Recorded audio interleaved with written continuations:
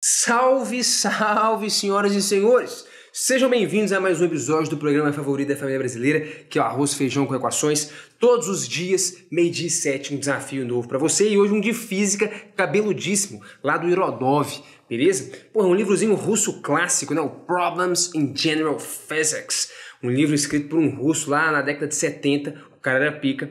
E esse problema aqui, bicho, é um problema lá do Irodov, um problema muito clássico, tá, cara? O IME já cobrou ele, o ITA já cobrou ele, em variações, né? Vou comentar sobre elas aqui.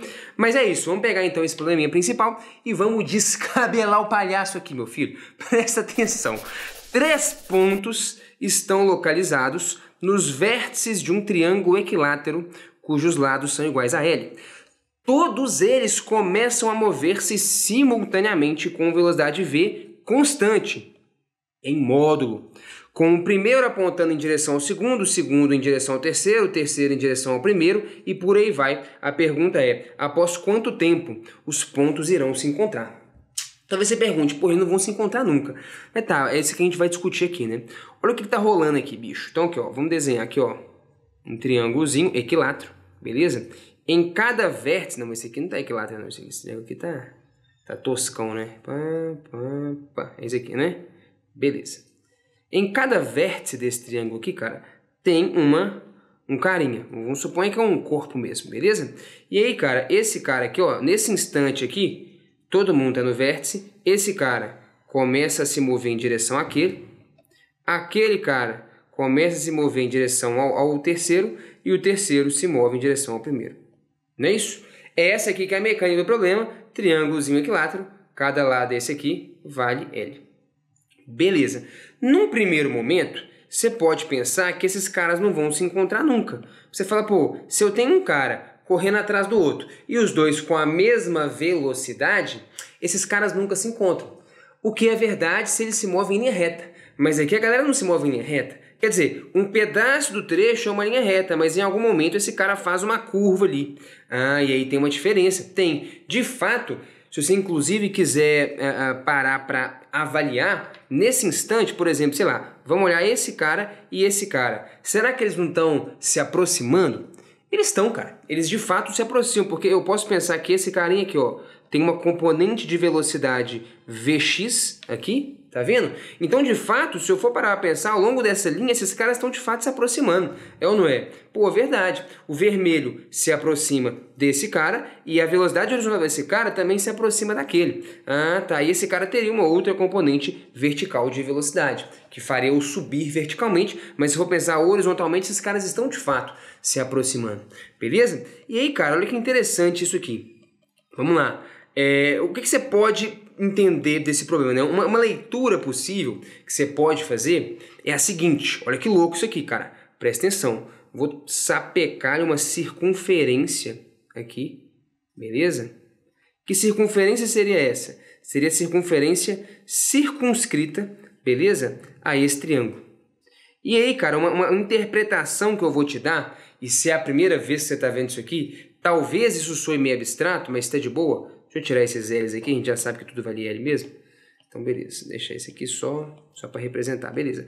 Olha uma interpretação interessante que você poderia ter. Acompanha aqui, ó. Essa velocidade V, olha que foda isso aqui, bicho. Presta atenção.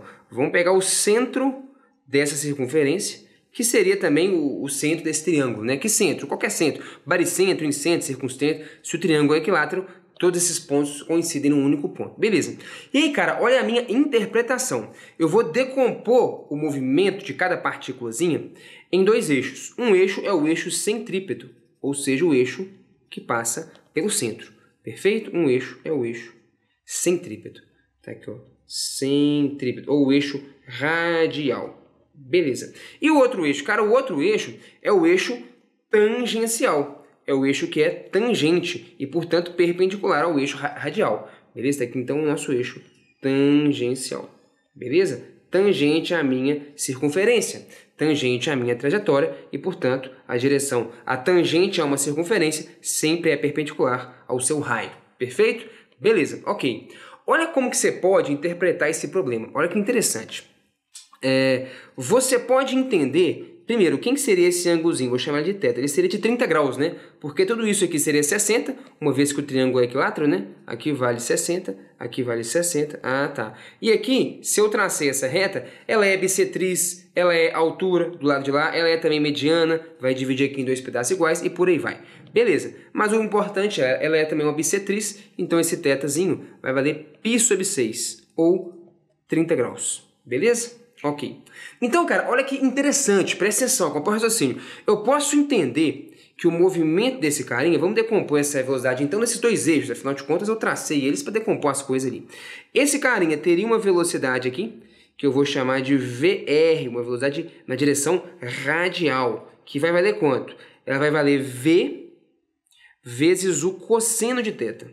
V vezes o cosseno de θ. V vezes o cosseno de θ. Concorda? E esse carinha vai ter uma velocidade aqui, beleza? Na direção tangencial, que eu vou chamar aqui então de VT, beleza? VT, velocidade tangencial, ela vai ser o quê? Ela vai ser V vezes o seno de θ. Seno de θ. E aí, cara, olha como é que você pode interpretar esse problema. Olha que interessante, um jeito de você enxergar também por que esses caras vão se encontrar. Você pode entender que o movimento desse carinha, ele é o quê? Ele é um MCU, um movimento circular com velocidade VT. Então ele é um MCU, consegue enxergar isso? Então daqui é uma velocidade tangente à minha circunferência. Então é como se o cara estivesse numa trajetória de fato circular. Só que ao mesmo tempo que eu tenho uma componente de velocidade que me faz mover numa trajetória circular, eu tenho uma componente de velocidade que me faz mover em direção ao centro desse círculo. Então é como se esses caras se movessem numa trajetória circular, só que o raio da circunferência vai contraindo. Por quê? Porque ao mesmo tempo esses caras têm uma componente de movimento que é uma velocidade radial em direção ao centro da circunferência. Então essa componente aqui de velocidade diz que o cara se move num MCU, num movimento circular, mas ao mesmo tempo ele tem uma outra componente numa direção perpendicular que faz ele se aproximar do centro dessa circunferência. Então se faz ele se aproximar do centro dessa circunferência, significa então que o raio da circunferência vai encolhendo. Caramba, então é como se esse próprio triângulo, ele vai rotacionando e encolhendo, até os caras se encontrarem aonde? Exatamente no centro da circunferência. Fala, não, mentira, bizarro, abstrato demais. Verdade, cara. Se quiser ter até um gostinho da trajetória, eu encontrei uma simulação que simula exatamente o movimento desse problema, só que na verdade ao invés de ser um triângulo, é um pentágono.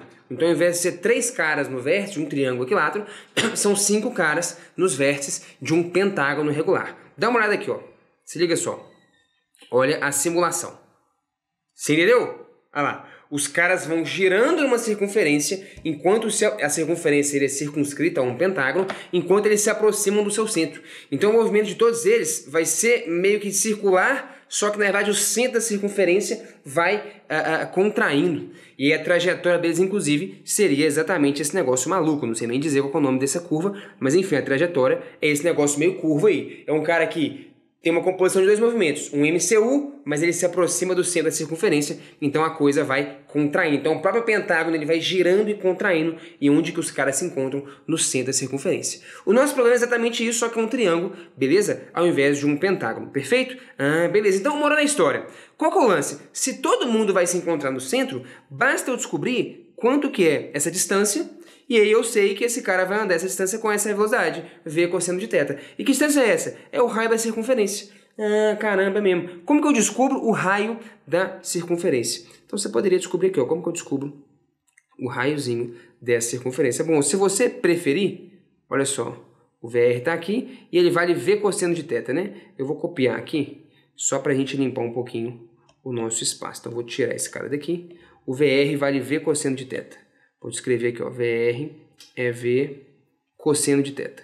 Perfeito? Tá. Olha, por exemplo, aqui, cara, esse triângulozinho aqui agora. Esse triângulozinho aqui tá filé demais. Pô, beleza. Que triângulo é esse, meu irmão? Pô, aqui vale 30 graus, aqui vale 30 graus. Beleza. E você quer descobrir quanto? O L. Eu posso traçar aqui uma altura, beleza? Aqui vai valer quanto? 60. E cada pedacinho ali, ó, vai valer quanto? L sobre 2. Então eu posso pegar aqui, ó, esse pedaço vai valer quanto? L sobre 2. E aí, por exemplo, com o cosseno de 30, você resolve o seu problema. O cosseno de 30, ele vai ser o quê? O cateto adjacente, que é L sobre 2, L sobre 2, sobre a hipotenusa, que é quem? Que é o seu raio. Mas o cosseno de 30, você já sabe que ele vale raiz de 3 sobre 2. Beleza, então você vai ter que L sobre 2R é igual a raiz de 3 sobre 2. O fator 2 vai para o brejo, beleza? E o L vai dar, então, R raiz de 3. O L vai dar R raiz de 3. Beleza? Na verdade, o que você quer é o raio, né? Então, eu vou escrever o contrário. Então, o meu raio ele vai ser L sobre raiz de 3. Por que o que eu quero é o raio? Porque lembra, o tempo para o encontro vai ser aonde, cara? O encontro vai ser aqui, ó, no centro da circunferência. Então, com que velocidade que esse cara se move em direção ao centro? É com o VR. Ah, tá, então eu posso aplicar um simples D igual a VT. Só que isso aqui é uma conta para a direção radial. Então, a distância que eu me movo na direção radial até eu chegar no centro é igual à velocidade radial, a componente de velocidade nessa direção, vezes o tempo. Beleza, a distância que eu me movo na direção radial vai ser o quê? Vai ser o raio inicial dessa circunferência. Ela vai atrofiando, mas aqui eu tenho um raio inicial, que é quanto? Tá aqui. É L sobre raiz de 3. Isso é igual a VR, que é V cosseno de 30, cosseno de θ, vezes t. Então pronto, o R é o quê? L sobre a raiz de 3. Isso é igual a V vezes cosseno de 30, que seria a raiz de 3 sobre 2. Tudo isso vezes o tempo. Então o nosso tempo vai ser 2L sobre 3V. Concorda ou não? Você vai ter aqui um raiz de 3 vezes raiz de 3. Raiz de 3 ao quadrado, que é 3. Então 2L sobre 3V é o valor do nosso tempo. E essa, meus amigos, é a nossa resposta. Como eu tinha comentado, essa aqui é uma questãozinha clássica. É uma questãozinha do Irodov, uma questão difícil. Se você nunca viu essa ideia uma vez, dificilmente você vai conseguir resolver sozinho. Agora que você viu, você já consegue. Tenta fazer, por exemplo, um quadrado para um pentágono, que foi o que eu fiz. Já caiu no ITA uma vez, o hexágono regular. Tenta resolver também o caso do hexágono. É o mesmo enunciado. No hexágono você tem lá várias partículas em cada vértice. A 1 se move na direção a 2, a 2 em direção a 3, a 3 em direção a 4, a 4 em direção a 5 e tal. Com velocidade constante V. O lado do hexágono é L. Quanto tempo demora até que elas se encontrem? Elas vão se encontrar no centro, aquele hexágono vai atrofiando até explodir no centro ali. Sacou a ideia? É o mesmo problema. Inclusive fica a sugestão. Resolva para um polígono regular de N lados. O caso geral, e se aplicar N igual a 3, você tem que ter a solução desse problema. Igual eu falei, já caiu no IME, já caiu no ITA algumas variações, polígonos de lados diferentes, sempre regulares, mais ou menos a mesma ideia. Faça o caso geral e me conta aí o que você achou dessa questão.